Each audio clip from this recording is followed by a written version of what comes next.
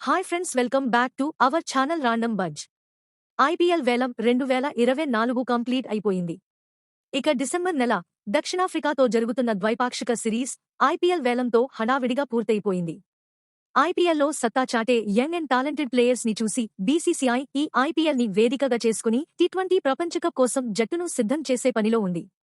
అయితే ఈ నెల 19న జరిగిన ఐపీఎల్ మినీ వేలం సందర్భంగా ఆయా ఫ్రాంచైజీస్లు తాము రిటర్న్ చేసుకోబోయే ఆటగాళ్ల వివరాలతో పాటు విడుదల చేసే ఆటగాళ్ల వివరాలు కూడా ప్రకటించాయి.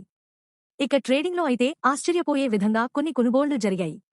వీటిలో ప్రధానంగా చెప్పుకోవలసింది ముంబై ఇండియన్స్ టీంకి 5 కప్లు అందించిన కెప్టెన్గా వ్యవహరించిన రోహిత్ శర్మను కాదని ముంబై కెప్టెన్ స్థానానికి హార్దిక్ పాండ్యను ట్రేడింగ్ ద్వారా గుజరాత్ జట్టు నుండి కొనుగోలు చేసింది ముంబై జట్టు.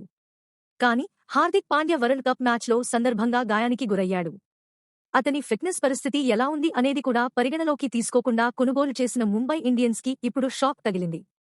హార్దిక్ పాండ్య కోలుకుని ఆఫ్ఘనిస్తాన్తో జరగబోయే సిరీస్లో అందుబాటులో ఉంటాడని ప్రచారం జరిగినా కూడా ప్రస్తుతం అతని పరిస్థితి ఇంకా ఆందోళనకరంగానే ఉందని చెబుతున్నాయి క్రికెట్ వర్గాలు. ఆఫ్ఘన్తో సిరీస్ మాత్రమే కాకుండా ఐపీఎల్ స్టార్ట్ అయ్యే టైంకి కూడా ఫిట్నెస్తో ఉంటాడనేది నమ్మకం తక్కువే. దీనితో ముంబై ఇండియన్స్ జట్టు మరోసారి రోహిత్ శర్మని కెప్టెన్గా నియమించే అవకాశం ఎక్కువగా కనిపిస్తుంది. ఎప్పుడు గాయాల బారిన పడే హార్దిక్ పాండ్యని కెప్టెన్గా నియమించడంతో ఫ్యాన్స్ అంతా షాక్కి గురి అయ్యారు. రోహిత్ని కెప్టెన్సీ నుండి తప్పిస్తారు అన్న వార్త తెలియగానే కాస్త ఆందోళనకు గురైన అభిమానులు ఇప్పుడు హార్దిక్ పాండ్య గాయం కారణంగా ఐపీఎల్కి దూరం కానున్నాడు అనే వార్త విని చాలా సంతోషిస్తున్నారు. హార్దిక్ పాండ్య అందుబాటులో లేకపోతే మళ్లీ ముంబై జట్టు రోహిత్కే కెప్టెన్సీ బాధ్యతలు ఇచ్చే అవకాశం ఉంది. అయితే హార్దిక్నే కాదని తిరిగి రోహిత్కి కెప్టెన్గా ఉండమని ముంబై జట్టు కోరితే దాన్ని హెట్మాన్ యాక్సెప్ట్ చేస్తాడో లేదా తిరస్కరిస్తాడో వేచి చూడాలి.